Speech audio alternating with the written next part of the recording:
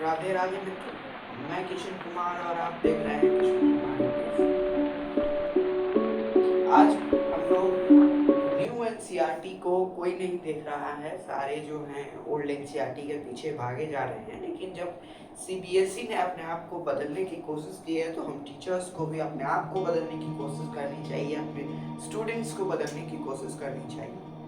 सो आज मैं एसएसटी का चैप्टर 1 लेकर के आया हूँ न्यू एनसीईआरटी का, जो कि है natural resources and there uses. ठीक है, आइए स्टार्ट करते हैं एसएसटी क्लास 7 का फर्स्ट चैप्टर, नेचुरल रिसोर्सेज।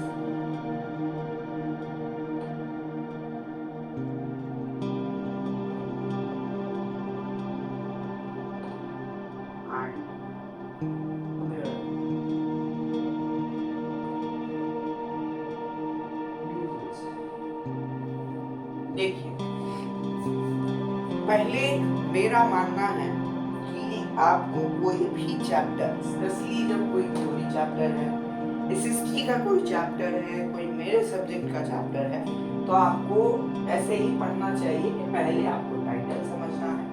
और मैं आपका पहला चैप्टर शुरू कर रहा हूँ, इसलिए आपको थोड़ा सा माइंड मैप दे दे रहा हूँ, रोड मैप दे दे रहा हूँ कि पहले चैप्टर का टाइटल समझिए। अगर आपको टाइटल समझ में आ गया तो आप यही समझ जाओ कि 10% आपको चैप्टर समझ में आ गया। मतलब चैप्टर का टाइटल आपको इतना इन डेप्थ में देखना है कि 10% चैप्टर का आप समझ जाओ। उसके बाद एक बार आपको चैप्टर रीड करना है। कितने बार मैंने बोला? एक बार, वो भी थोरोली, ज्यादा थोरोली, धीरे धीरे आराम से तुम्हें रीड करना है। 20% चैप्टर समझना है, 30% आ गया आपको चैप्टर, लेकिन अभी भी बचा है। ठीक है, अभी भी बचा है, अभी भी 70% चीजें अभी भी बची। तो हमें देखिए 70%, फिर एक वीडियो लेक्चर कोई एक, उससे आपको आपके माइंड में जो है 50 to 60% आपके माइंड में जाएगा। मैं ये नहीं कह रहा हूँ कि आप मेरा वीडियो देखोगे तो आपको 100% नहीं, हो ही नहीं सकता। किसी का वीडियो देखो, मेरा वीडियो देखो, किसी का वीडियो देखो, अगर आप बहुत ज्यादा एक्टिव होकर समझ रहे हो फिर भी आपको 60% ही समझ में आएगा। और आप रिकॉल कर लो, समझ में आएगा इन द सेंस क्या, समझ में 100% आएगा, लेकिन आप रिकॉल कर पाओगे 60%। फिर आपको एनसीईआरटी रीड करना है या फिर कोई बुक रीड करना है, जैसे प्राची का हो गया। उसके बाद आप एसचान भी यूज कर सकते हो रीडिंग के पर्पस से। अब जो है आपको कंप्लीटली चैप्टर समझ में आया, अभी 5% बचा है। 5% कब समझ में आएगा? रिवीजन के टाइम में समझ में आएगा और क्वेश्चन आंसर करते वक्त समझ में आएगा। किसी भी चैप्टर को इस ढंग से अगर आप डील करोगे ना, आपका क्लास 9, 10, 11, 12 अगर आप थ्योरी सब्जेक्ट में पढ़ने वाले हो, कहीं नहीं जा रहा, आप बेस्ट कर रहे हो। ठीक है, तो पहले इस ढंग से मैं आपको पहले पढ़ाता हूँ, और मैं तो आपको इस तरीके से और तरीके से मैं आपको क्लास 6 से ही पढ़ा रहा हूँ। और नहीं विश्वास होता है तो आप हमारे ओल्ड वीडियो को भी देख सकते हैं। ठीक है, वैसे देखना मत, बहुत गंदी वीडियोस थी, क्या बताऊं। चलो अब जैसे मैंने कहा चैप्टर पर नेचुरल का क्या मतलब होता है? नेचुरल का मतलब ही होता है नेचर के द्वारा दिया गया।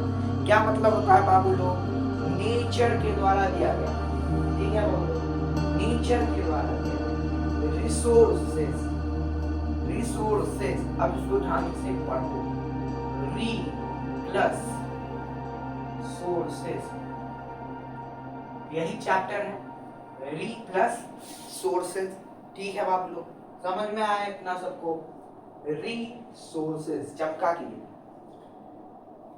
समझो, रिसोर्सेज इतना समझ में आया। री प्लस सोर्सेज, री का मतलब होता है again and again, again again मतलब फिर से, अगेन एंड अगेन, फिर से। ठीक है, रिसोर्सेज का मतलब होता है समथिंग, something which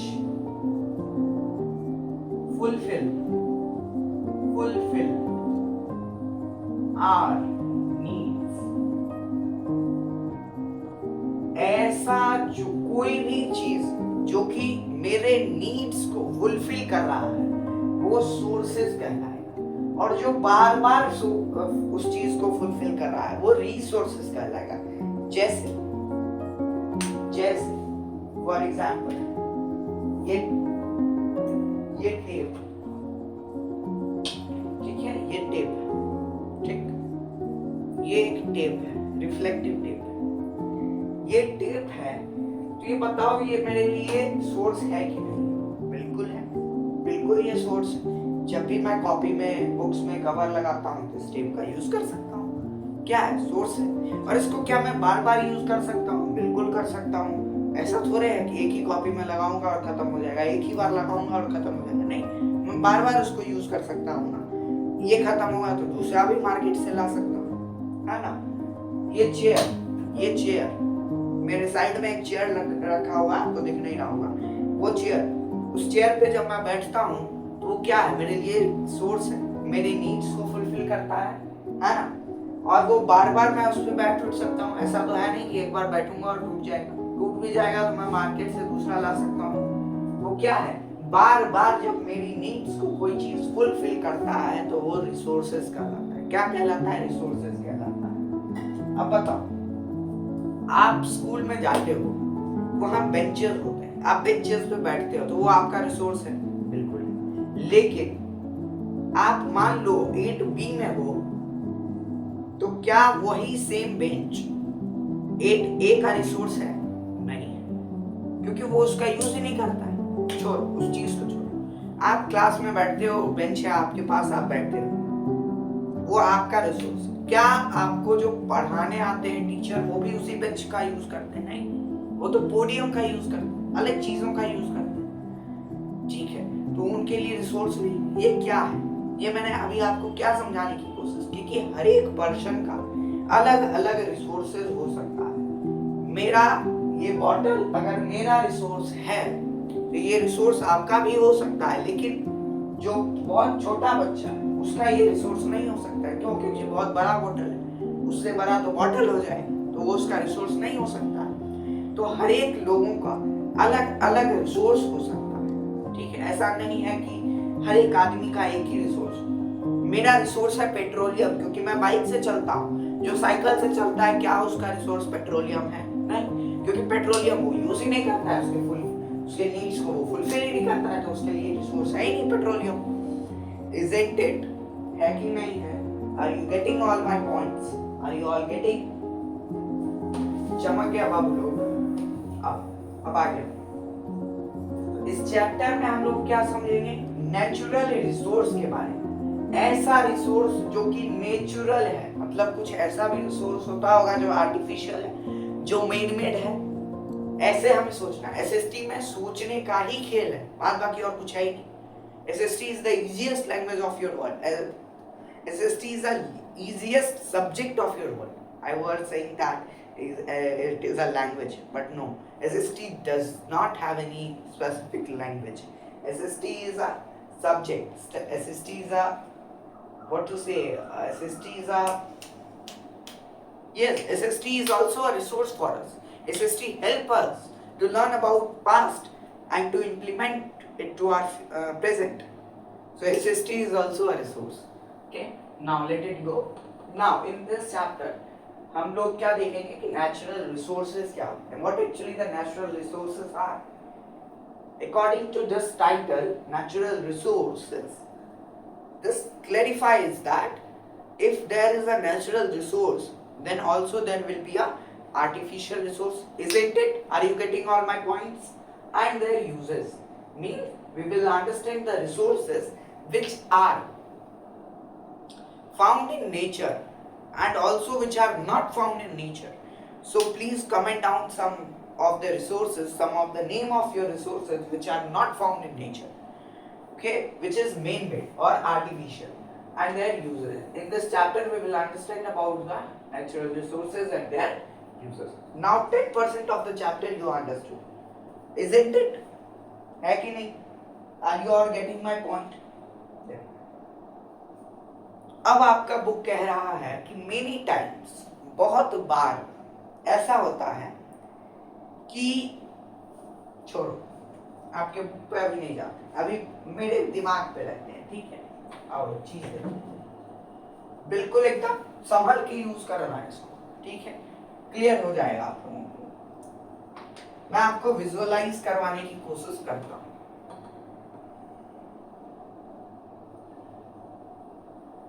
ये मैंने क्या बनाया, इतना भी खराब मेरा ड्राइंग नहीं है, ये ट्री है, ठीक है? जिसको नहीं समझ में आ रहा है समझ जाओ ये ट्री है, ठीक है? ओके, चलिए ये ट्री है, मैंने इस ट्री को काट दिया, ठीक? अब ये क्या बच गया? ट्रंक बच गया ट्री का, स्टेम वाला पार्ट बच गया। क्या ये स्टेम वाला पार्ट मेरे लिए यूजफुल है? नहीं है, क्योंकि ना ही मैं इसको एक बार में जला सकता हूं, ना ही कुछ। तो मुझे क्या करना पड़ेगा? इसको प्रोसीड करना पड़ेगा, प्रोसीड करना पड़ेगा। अब आप कुछ बच्चों कह रहे होंगे थेथरोलॉजी, आप लोगों में से कुछ लोग होंगे वो लोग थेथरोलॉजी का यूज करते हैं, वो लोग थेथर हैं, वो लोग कहते होंगे कि नहीं भाई मैं स्टेम का भी यूज करता हूँ, मैं स्टेम को एज अ टूल यूज करता हूँ। हाँ आप करते होंगे, छोड़ो इस एग्जाम्पल को छोड़ो। जो बच्चे उस चीज को सोच रहे हैं, मैं मेरी भाषा में कहूँ तो वो थेथरोलॉजी है, ठीक है? चलो देखो, हाँ धरती के नीचे से क्या निकला? आपको क्रूड ऑयल निकला। क्या क्रूड ऑयल हम लोग अपने गाड़ी में डालते हैं क्या? नहीं डालते ना। क्रूड ऑयल डालते हैं क्या? नहीं डालते हैं। क्या हम लोग क्रूड ऑयल का कहीं यूज करते हैं क्या? नहीं करते हैं। क्या करते हैं? इस क्रूड ऑयल को हम लोग प्रोसीड कर देते हैं, प्रोसीड कर देते हैं ताकि ये हमारा रिसोर्स बन पाए। और प्रोसीड करने के बाद ये जो क्रूड ऑयल है ये बहुत सारी चीजों में परिवर्तित हो जाता है। पेट्रोलियम बन जाता है, या फिर पेट्रोल बन जाता है, कहो डीजल बन जाता है, केरोसिन बन जाता है, और आपका वैसलीन वगैरह बन जाता है, या फिर पेट्रोलियम प्रोडक्ट बन जाता है, पेट्रोलियम प्रोडक्ट। अच्छा आपको क्या पता है कि आप लोग जो कॉपीज में, ये वाला जो कॉपीज में आप लोग कवर लगाते हो, ये जो कवर है ऐसा वाला कवर, ये भी पेट्रोलियम प्रोडक्ट है आपका। बिना पेट्रोलियम के ये भी नहीं बनता है, ठीक है? प्लास्टिक बनता ही नहीं है बिना पेट्रोल के, बिना पेट्रोलियम के, ठीक है? तो क्या हुआ कि नेचुरल रिसोर्स हमारे यूज में नहीं आया, लेकिन जब हम लोगों ने उसे प्रोसीड कर दिया तो वो अब हमारे यूज में आने लगा। तो आपका बुक ये कहना चाहता है कि बहुत बार ऐसा होता है कि नेचुरल रिसोर्स जिस फॉर्म में हमें मिलता है उसको हम लोग अपने काम में नहीं ला सकते हैं, उसको हम एज अ रिसोर्स नहीं कह सकते, लेकिन जब वो प्रोसीड हो जाता है तो वो हमारे काम में आ जाता है। तो वैसे रिसोर्सेज को मैन मेड रिसोर्स कहा जाता है। क्यों? क्योंकि ये इंसानों के द्वारा जनरेट किया गया, ये प्रोसीड कर दिया गया है ना? लेकिन वही आप कहो एयर, एयर हम प्रोसीड करते हैं क्या? एयर हम प्रोसीड करते हैं क्या? आपके घर के विंडो में कुछ ऐसा लगा हुआ है क्या जो आपका मतलब एनवायरनमेंट से एयर बना रहा है, जनरेट कर रहा है, या फिर आप उसमें कुछ डाल रहे हो, हाइड्रोजन डाल रहे हो, देन ऑक्सीजन डाल रहे हो, सॉरी वो तो पानी बन जाएगा ना, कुछ और डाल रहे हो आप लोग, और फिर वो जो है एयर जनरेट कर रहा है? ऐसा कुछ नहीं। जिसके घर में है भाई प्लीज, आप एलियन हो, आप इस वीडियो से निकल जाओ, ठीक है? हम लोग एयर को प्रोसीड नहीं करते।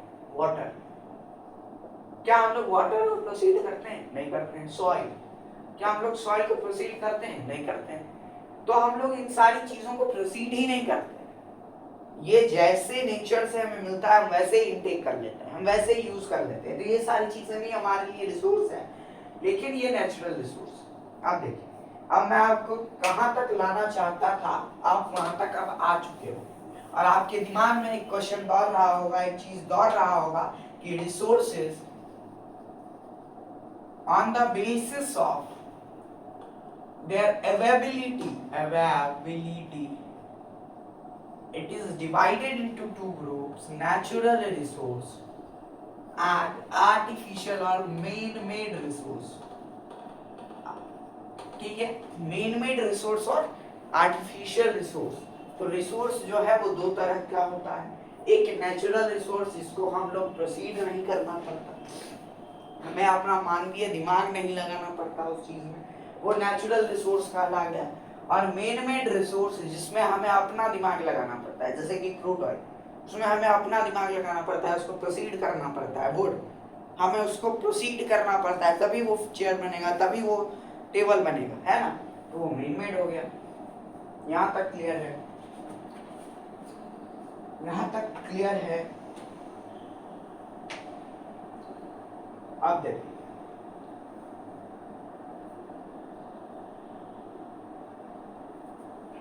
देखो, अवेलेबिलिटी के बेसिस पे तो हम लोग देख लिए कि एक नेचुरल है, एक मैन मेड है, ठीक है, यहाँ तक कोई दिक्कत नहीं। रिसोर्सेज को जो है ना, जब भी आप ज्योग्राफी में देखोगे तो ज्योग्राफी में किसी भी चीज को किसी बेसिस पे किया जाता है, किसी चीज के आधार पे उसको कैटेगराइज कर दिया जाता है। तो वैसे ही जो रिसोर्सेज है ना, उसको तीन आधार पे कैटेगराइज किया गया है। पहला मैंने आपको बता दिया अवेलेबिलिटी, कि वो कैसे अवेलेबल होता है, या फिर अवेलेबिलिटी में कुछ और भी आ सकता है, अवेलेबिलिटी में आ सकता है आपका एग्जॉस्टिबिलिटी भी आ सकता है। तो ये जो चीज है उसको आप नाम दे सकते हो on the basis of procedure, on the basis of procedure,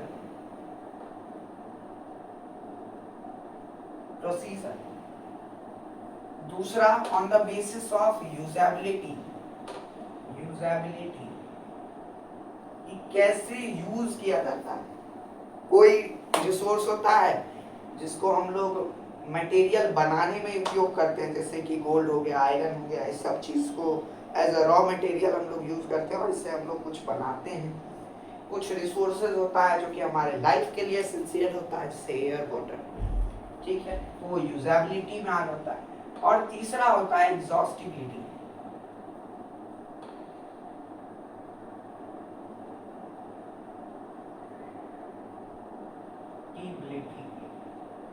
exhaustibility मतलब कोई रिसोर्स कब तक हम लोग यूज कर सकते हैं, कोई रिसोर्स कभी खत्म होगा या कोई रिसोर्स है जो कि कभी खत्म नहीं होगा, ठीक है। तीन बेसिस पे होता है, मैंने आपको प्रोसीजर के बेसिस पे बता दिया कि एक नेचुरल होता है, एक मैन मेड होता है। अब यूजेबिलिटी पे आते हैं। यूजेबिलिटी देखो क्या होता है, देखो यूजेबिलिटी के बेसिस पे रिसोर्सेज को टोटल तीन तरीके में कैटेगराइज कर दिया गया, ठीक है। Essential for life, essential for life, दूसरा होगा एसेंशियल फॉर मटेरियल, और तीसरा होगा एसेंशियल फॉर या फिर essential for making energy, for making energy. देखो, पहले एसेंशियल फॉर लाइफ, नाम से ही समझ में आ रहा है कि ऐसा कोई रिसोर्स जो कि हमारे लाइफ के लिए एसेंशियल है। तो कौन कौन सा होगा? वाटर होगा, सॉइल होगा, एयर होगा, और भी बहुत सारी चीजें, हम लोग इतना याद करें। मटेरियल, मटेरियल मतलब रॉ मटेरियल, रॉ कच्चा मटेरियल जिससे हम लोग कुछ बनाते हैं, जैसे कि माइका, माइका से हम लोग कुछ बनाते हैं, आयरन के बीच में डालते हैं ताकि वो इंसुलेट कर जाए, ठीक है। ये कैंची, ये कैंची किस चीज से बना है? ये कैंची लोहे से बना है, लोहे से। तो ये लोहा क्या है? इसके लिए मटेरियल है, ये मेरा रिसोर्स बन गया। तो आयरन हो गया, आयरन हो गया, कॉपर, मतलब ऐसा चीज जिससे कोई चीज बनाया जा सकता है जो कि हमारे रिसोर्स में काम आए। पेपर, जैसे वुड, वुड रबर ट्री हो गया, वो क्या है? वो एक रॉ मटेरियल है जिससे कि हमारे उपयोग के लिए कुछ बनाया जाता है। तो आयरन हो गया, कॉपर हो गया, मेटल, मटेरियल में आप याद रखो कि ज्यादातर मेटल ही आएगा। कॉपर हो गया, आयरन हो गया, गोल्ड हो गया, ऑर्नामेंट्स के लिए एक्सेट्रा। ठीक। तीसरा है मेकिंग एनर्जी।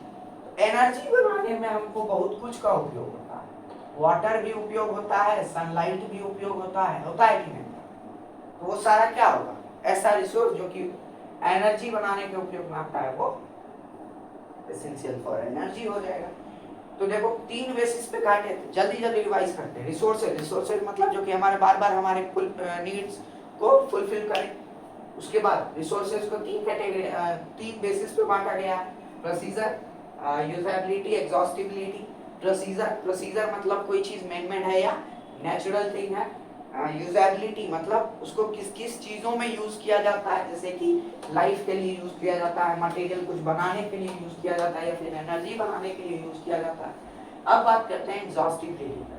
किसका? एग्जॉस्टिबिलिटी का। अब देखिए एग्जॉस्टिबिलिटी के बेसिस पर रिसोर्सेज को 2 कैटेगरी में बांटा गया है। कितने कैटेगरी में बाबू लोग? 2 कैटेगरी। एक रिन्यूएबल, एक नॉन रिन्यूएबल। आई होप कि आपने इस वर्ड्स को सुना होगा, और नहीं सुना है तो सुन लो। Renewable and non renewable. देखो रिन्यूएबल का क्या अर्थ? रिन्यूएबल मतलब जो रिन्यूएबल हो रहा है, जो रीन्यू हो रहा है, जो रीन्यू हो रहा है, जो कि फिर से नया हो रहा है, मतलब फिर से बन रहा है, जो कि कभी खत्म नहीं होगा। बच्चा बताओ, कोई चीज अगर फिर से बन जाएगा तो कभी खत्म होगा? बताओ, अगर पेन का इंक रिन्यूएबल होता तो हम अभी पेन का इंक गिरा देते, फिर वो पेन का इंक बन जाता, वो कभी खत्म होता? नहीं होता है ना। तो क्या होगा? रिन्यूएबल जो कि रीन्यू होता हो, रिन्यू, या फिर हम ऐसे लिख देते हैं आपको, रीन्यू होता हो, जो कि फिर से नया होता। और नॉन रिन्यूएबल जो कि फिर से नया नहीं होता, जैसे क्रूड ऑयल एक बार खत्म होगा तो वो फिर बनेगा ही नहीं। इसमें देखिए एक चीज का आप लोग यूज करते हैं, रीजनरेशन और रीस्टोरेशन। ऐसा नहीं है कि जो रिन्यूएबल सोर्स ऑफ एनर्जी है वो कभी खत्म ही नहीं होगा। अगर हम लोग बेतुकी ढंग से उसका उपयोग करेंगे तो बिल्कुल खत्म हो सकता है। जैसे कि लकड़ी फिर से बन सकता है, इसीलिए उसे रिन्यूएबल सोर्स ऑफ एनर्जी में डाला गया। लेकिन सुनो, एक पेड़ को उगने में मान के चलो अगर लगता है 5 हफ्ता, 5 वीक, ठीक है, और हम एक पेड़ को काट दिए, ये पेड़ था इसको काट दिए, और इसको हम ले आए अपने यूज में, इसको अपना रिसोर्स बना। अब 5 हफ्ता होगा, उसके बाद ही ये पेड़ नया उत्पन्न होगा, नया आएगा, रीजनरेट होगा। लेकिन अगर हम लोग 5 दिन से पहले पहुंच गए, क्या मिलेगा? खाली, कुछ नहीं। वैसे ही चीज है, वो भी खत्म हो जाएगा, लेकिन फिर उसको टाइम लगेगा आने में, है ना। अगर हम लोग मान के चलते हैं कि ये पेड़ अगर हम काट दिए, इसके जगह हमें उसी समय पेड़ लगा देना चाहिए, ताकि जब हमें बाद में फिर उपयोग करना पड़े ये पेड़ तैयार रहे। ठीक है। वाटर रिन्यूएबल है, लेकिन सोचो पानी सूखा ऊपर गया, या फिर छोड़ो, हम लोग जो है पानी को उपयोग कर लिए, अब जब तक पानी फिर से बारिश, ये मतलब पूरा वाटर साइकिल करके आएगा,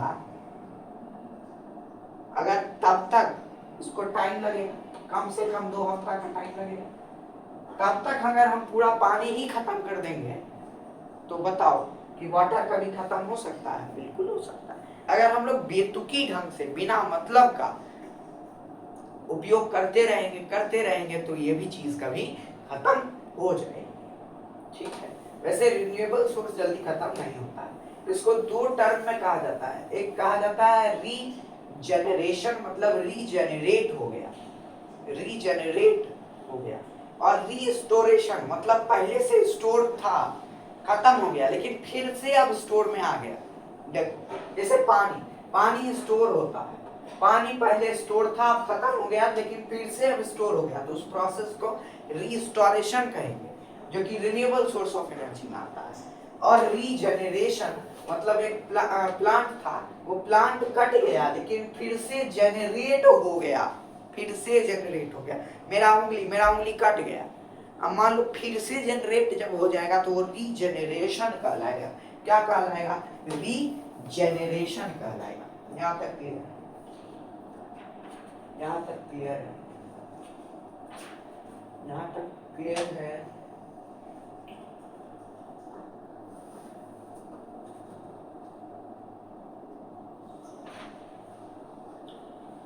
अब बात कर लो non renewable source of energy. तो ये चीज तो मैंने आपको बता ही दिया, जो कि रिन्यू नहीं हो सकता। तो देखो यूजेबिलिटी हो गया और एग्जॉस्टिबिलिटी हो गया। अब रिसोर्सेज के कितने टाइप होते हैं हम लोग जानते हैं कि on the basis of procedure resources के दो तरह के होते हैं, मैन-मेड होते हैं, एक नेचुरल होते हैं। यूजेबिलिटी के बेसिस पे रिसोर्सेज तीन तरह का होता है। पहला जो कि लाइफ के लिए यूज किया जाता है, दूसरा जो कि मटेरियल के लिए यूज किया जाता है, तीसरा जो कि एनर्जी के लिए यूज किया जाता है।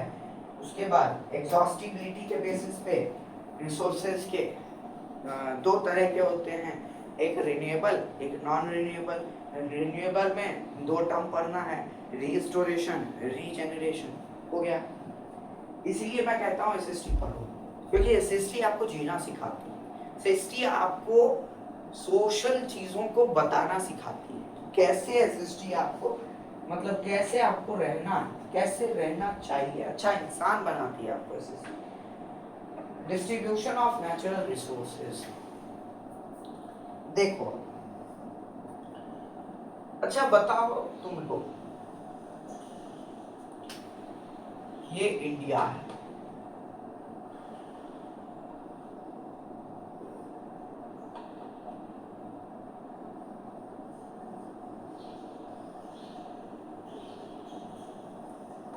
ठीक, मान लो ये इंडिया है, यहाँ झारखंड है ना?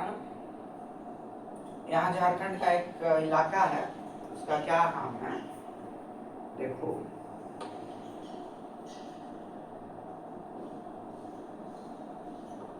बक्सर, बक्सर नहीं, बक्सर नहीं, कोई इलाका है इधर जिधर टिस्को कंपनी काम करती है, टिस्को, टाटा कोल प्राइवेट लिमिटेड, और यहीं पे उसका जनरेशन भी हुआ था। देखो जमशेदपुर, जमशेदपुर में ही एक ऐसा छोटा सा शहर है, लेकिन इस पूरे शहर का नाम जमशेदपुर। जमशेदपुर में ही टाटा कंपनी का जनरेशन हुआ था, ठीक है। टाटा कंपनी वहीं पे शुरू हुई थी। क्यों? क्योंकि यहाँ पर कोल पाया जाता है, तो यहाँ पर टिस्को कंपनी की स्थापना हुई थी, टिस्को, ठीक है, टिस्को, टिस्को, टाटा इंडस्ट्री सोशल कोल कोल ऑर्गेनाइजेशन लिमिटेड, ठीक है। और एक यहाँ पर है वेस्ट बंगाल, वेस्ट बंगाल में भी पाया जाता है। बताओ, वेस्ट बंगाल में पाया जाता है, झारखंड में पाया जाता है, और भी बहुत सारी जगह पे पाया जाता है, लेकिन बताओ क्या लद्दाख में पाया जाता है? नहीं पाया जाता। क्या बिहार में पाया जाता है? नहीं पाया जाता। क्या यहाँ तमिलनाडु में पाया जाता है? नहीं पाया जाता। क्या गुजरात में पाया जाता है? नहीं पाया जाता। क्या राजस्थान में पाया जाता है? नहीं पाया जाता। क्या इधर छोड़ो, इधर छोड़ो, याद नहीं आ रहा है इधर कौन सा स्टेट है, अरुणाचल प्रदेश है, ठीक है। क्या आंध्र प्रदेश में पाया जाता है? नहीं पाया जाता है। तो देखो कि एक कंट्री की बात कर रहा हूँ, कितना अनइक्वल डिस्ट्रीब्यूशन है नेचुरल रिसोर्स। एक जगह पाया जाता है, एक जगह नहीं पाया जाता, एक जगह पाया जाता है, एक जगह नहीं पाया जाता, एक जगह पाया जाता है, एक जगह नहीं पाया जाता, है ना? अनइक्वल डिस्ट्रीब्यूशन है नेचुरल रिसोर्स का। बस मैं आपको यही कहना चाहता हूँ। इंडिया में पाया जाता है तो पाकिस्तान में मान लो नहीं पाया जाता, वेनेजुएला में पाया जाता है, यूएसए में नहीं पाया जाता है, ग्रीनलैंड में पाया जाता है, ब्राजील में नहीं पाया जाता है, रशिया में पाया जाता है, ईरान में पाया जाता है, इजराइल में पाया जाता है ना। कितना अनइक्वल डिस्ट्रीब्यूशन है। क्या होता कि अगर सभी देश के पास इक्वल होता तो अच्छा होता, लेकिन अनइक्वल है। सभी देश के पास, किसी के पास है, किसी के पास बिल्कुल नहीं है, किसी के पास बहुत है, किसी के पास कम है। तो आपको जो है ना ये चीज बताना है, आपको अब ये चीज सोचना है कि बताओ जिस देश के पास, जिस स्टेट के पास नेचुरल रिसोर्सेज ज्यादा होगा वो ज्यादा डेवलप करेगा क्या? बताओ, वो ज्यादा डेवलप करेगा? बिल्कुल करेगा, क्योंकि जब नेचुरल रिसोर्स ज्यादा है वहाँ के लोगों का नीड्स भी जल्दी फुलफिल होगा, ज्यादा फुलफिल होगा, ज्यादा नीड्स जल्दी फुलफिल हो तो वो चीज ग्रो करेगी। लेकिन अगर इकोनॉमिक कंडीशन ग्रो नहीं कर रहा है तो उस चीज को एक टर्म दिया जाता है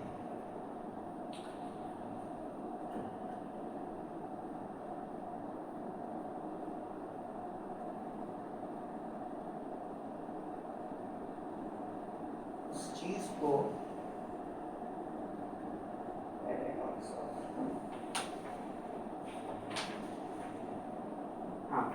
पैराडॉक्स ऑफ प्लैनिटी कहा जाता है। पैराडॉक्स ऑफ प्लैनिटी या फिर पॉवर्टी पैराडॉक्स कहा जाता है। ठीक है, पैराडॉक्स मतलब विरोधाभास, जो होना चाहिए वो नहीं हो रहा है, अमीरी होनी चाहिए गरीबी हो रही है, तो उसको ऐसे कहा जाता है paradox of poverty of paradox. ठीक है, अब देखो नेचुरल रिसोर्स सब जगह एक जैसा नहीं है, उसका हमें कुछ एग्जाम्पल देखने को मिलता है। पहला एग्जाम्पल देखने को मिलता है कॉन्फ्लिक्ट, किसके किसके बीच में? इंडिया वर्सेस पाकिस्तान के बीच में, आपके बगल में ही है।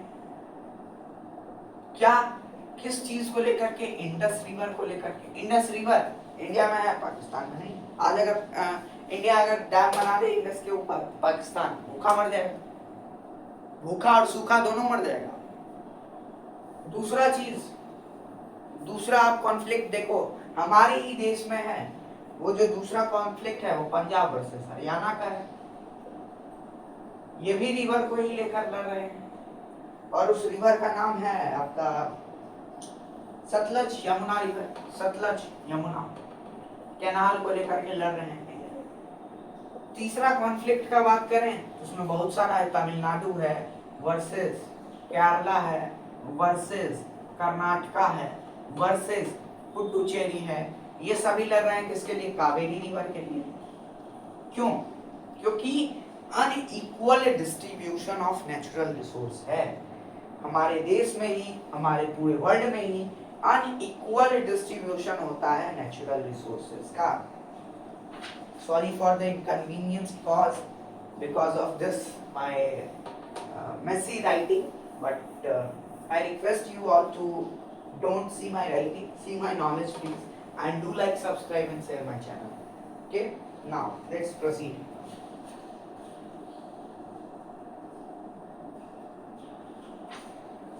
ठीक है, आगे का हम लोग पार्ट 2 में करेंगे इसी चैप्टर का। ये रहा हमारा पार्ट 1। पार्ट 2 में हम लोग देखेंगे हरियाणा के बारे में, वहाँ पर कैसे चीजें होती हैं, वहाँ पर कैसे ग्राउंड वाटर को पूरा सक कर लिया गया है, ग्राउंड वाटर वहाँ बचा ही नहीं है। और हम लोग देखेंगे सिक्किम के बारे में, सीखेंगे सिक्किम जो है 100% ऑर्गेनिक स्टेट बन चुका है। ठीक है, ये सारी चीजें सीखेंगे। फिर responsible and judicious use of resources के बारे में सीखेंगे। वो वीडियो हमारा बहुत छोटा होने वाला है, ठीक है, वो वीडियो 20 मिनट का होगा। ठीक है, चलिए, धन्यवाद, Radhe Radhe, have a nice day.